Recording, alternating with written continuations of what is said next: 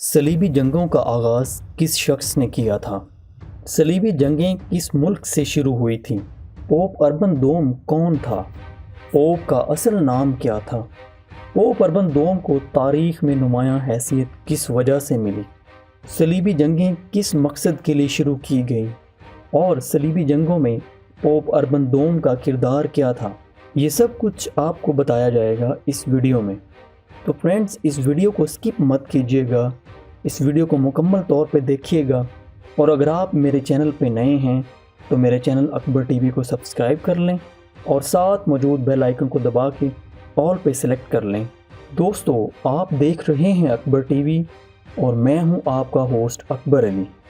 دوستو، آج کی اس ویڈیو میں پوپ اربن دوم کے بارے میں آپ کو تفصیل سے بتایا جائے گا۔ آج کے دور میں بہت کم لوگ ہیں جو پوپ اربن دوم کے نام سے واقف ہیں۔ تاریخ میں ایسے لوگوں کی تعداد بہت کم ہے جنہوں نے زیادہ واضح اور براہ راست اثرات چھوڑے ہوں۔ پوپ اربن دوم ہی وہ شخص تھا جس نے بیت المقدس کو مسلمانوں کے قبضے سے چھڑانے کے لیے عیسائیوں کو مسلمانوں کے خلاف جنگ کی ترغیب دی تھی، اور اس طرح صلیبی جنگوں کا آغاز ہوا۔ پوپ اربن دوم کا حقیقی نام ڈوڈو ڈی لوگری تھا۔ سن 1042 میں وہ فرانس کے شہر چیٹیلون سر مارنے میں پیدا ہوا۔ اس کا تعلق فرانس کے ایک نوابوں کے خاندان سے تھا۔ اس نے اعلیٰ تعلیم حاصل کی۔ پوپ اربن دوم نوجوانی میں ہی ریمز میں اسقف اعظم کے تحت کام کرتا رہا۔ 1088 میں پوپ منتخب ہونے سے پہلے وہ راہب اور کارڈینل اسقف بھی مقرر ہوا۔ پوپ اربن دوم ایک پراثر، پرعزم اور سیاسی طور پر ذہین شخص تھا، مگر تاریخ میں اس کو شہرت ان خصوصیات کی وجہ سے بالکل بھی نہیں ملی، بلکہ پوپ اربن دوم ایک واقعے کی وجہ سے مشہور ہوا تھا، اور یہ واقعہ 27 نومبر 1095 میں ظہور پذیر ہوا تھا۔ اس نے فرانس کے شہر کلیرمونٹ میں اہل کلیسا کا ایک بڑا اجلاس منعقد کروایا۔ اس جلسے میں ہزاروں کے جلوس سے اربن نے خطاب کیا، جو تاریخ کے مؤثر ترین خطابات میں شمار ہوتا ہے، اور اسی خطاب نے یورپ کی آنے والی صدیوں پر بہت گہرے اثرات مرتب کیے تھے۔ اس نے اپنے خطاب میں کہا کہ ترک بیت المقدس کی بے حرمتی اور عیسائی زائرین کو پریشان کر رہے ہیں۔ پوپ اربن دوم کا موقف تھا کہ دنیا کے تمام عیسائی متحد ہو کر کھڑے ہو جائیں اور بیت المقدس کی بحالی کے لیے جہاد کریں۔ وہ ایک چالاک اور ذہین شخص تھا۔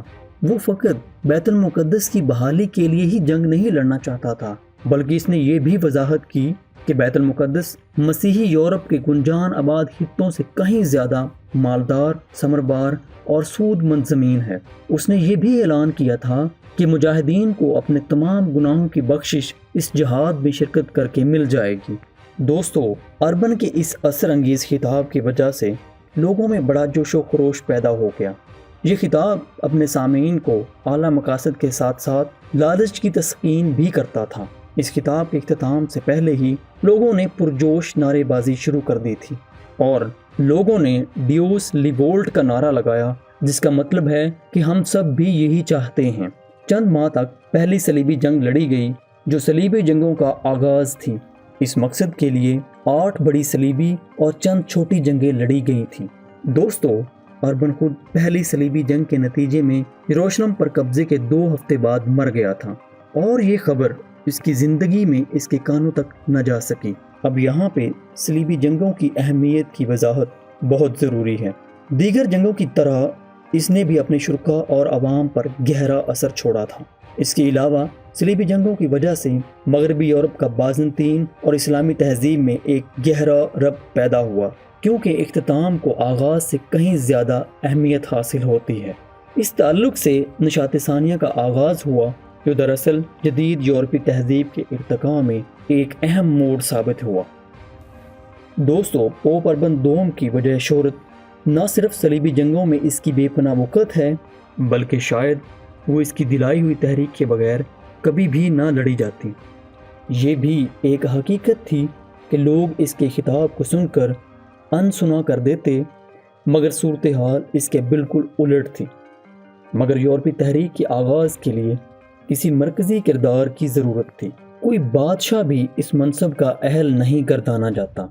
مثال کے طور پر اگر जर्मन बादशाह तुर्कों के खिलाफ जंग शुरू करता तो अंग्रेज़ नवाब इसका साथ कभी न देते। मगरबी यूरोप में अरबन की शख्सियत का असर मुल्क की सरहदों के बाहर भी था। सिर्फ पोप ही तमाम ईसाई दुनिया के सामने इतना बड़ा मंसूबा पेश कर सकता था और उसी से उम्मीद थी कि लोगों की एक बड़ी तादाद इसकी आवाज़ पर लब्बैक कहेंगे। पोप की क़यादत और ड्रामाई खिताब के बाद ये सलीबी जंगें एक बड़ी यूरोपी तहरीक बन गईं। उस वक्त ना ही हालात इस तरह के थे कि पापाई ओहदे पर फाइज कोई भी शख्स बैतुल मुक़द्दस को आज़ाद करवाने की खातिर एक सलीबी जंग की तजवीज़ देता। कोई भी रहनुमा ऐसी गैर मामूली तजवीज़ पेश करने का ख़तरा मोल नहीं लेता क्योंकि इसके नताइज गैर मुतवक्के थे, लेकिन पोप अर्बन दोम ने ये जुर्रत की थी और इसी बुनियाद पर पोप अर्बन दोम को तारीख़ के मशहूर व मकबूल लोगों में जगह मिली। दोस्तों, आज की इस वीडियो में आपको पोप अर्बन दोम की तारीख़ी हैसियत के बारे में बताया गया और आपको ये भी बताया गया कि सलीबी जंगें कहाँ से शुरू हुईं और सलीबी जंगें लड़ने के पीछे मकसद क्या था। आज की वीडियो बस यहीं तक थी। मैं उम्मीद करता हूँ कि आपको ये वीडियो ज़रूर पसंद आई होगी। अगर आपको ये वीडियो पसंद आई है तो वीडियो को लाइक करें, अपने दोस्तों के साथ शेयर करें और कमेंट सेक्शन में हमें अपनी कीमती आरा से ज़रूर आगाह कीजिएगा। मिलते हैं नेक्स्ट ऐसी ही दिलचस्प वीडियो के साथ। तब तक के लिए अल्लाह हाफिज़।